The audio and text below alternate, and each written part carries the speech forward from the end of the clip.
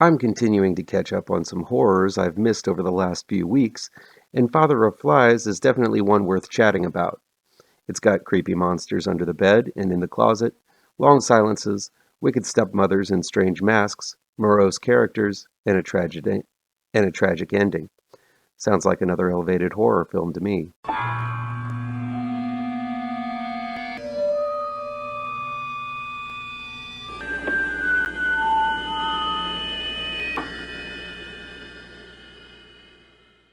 Welcome back to ML Miller Frights.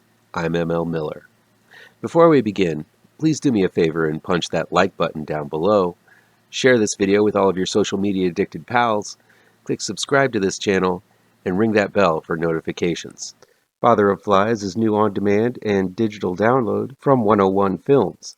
It's directed by Ben Charles Edwards and written by Ben Charles Edwards and Nadia Doherty.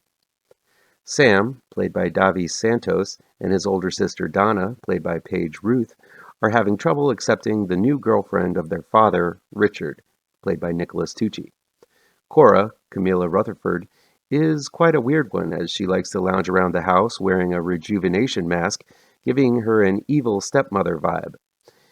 Even the witchy next-door neighbor, Mrs. Start, played by Colleen Heideman, doesn't like her.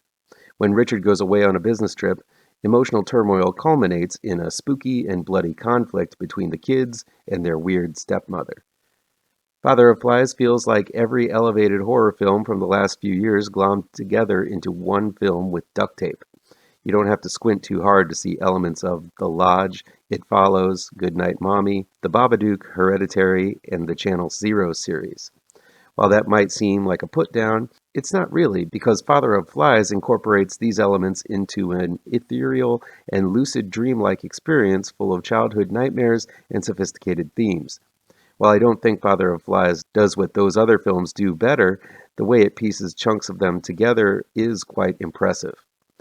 Take the creepy-ass mask Cora wears. Yes, it's reminiscent of Goodnight Mommy, an excellent film from Austria released in 2015, in that Coral's mask covers her features to make her look like some kind of monster. Though it's also most reminiscent of the classic Eyes Without a Face mask, Father of Flies takes advantage of this otherworldly look extremely well.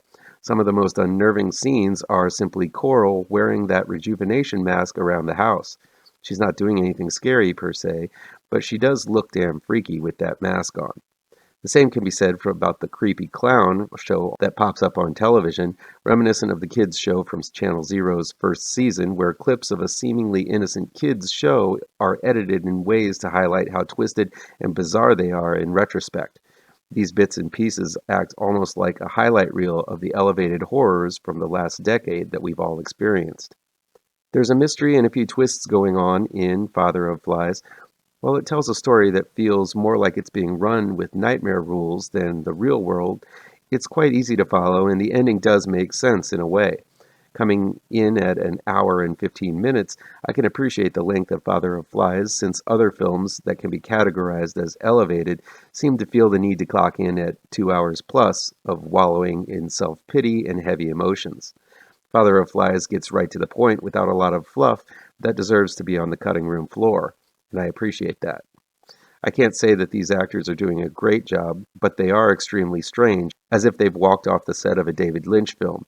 Anyone who's seen Lynch's films knows the dreamlike state with which the actors tend to be addled with. Still, the overall feel of the film is most likely going to disturb you. It certainly did me.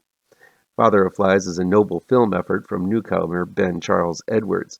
He seems to have done his homework in weird and creepy cinema. His film definitely works as a strange experience, utilizing all kinds of unusual imagery, dream logic, and uncanny ways of looking at banal things.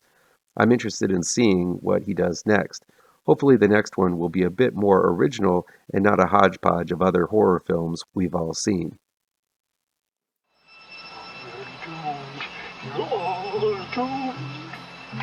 You're doomed to live the life you're meant to be, stuck inside your reality.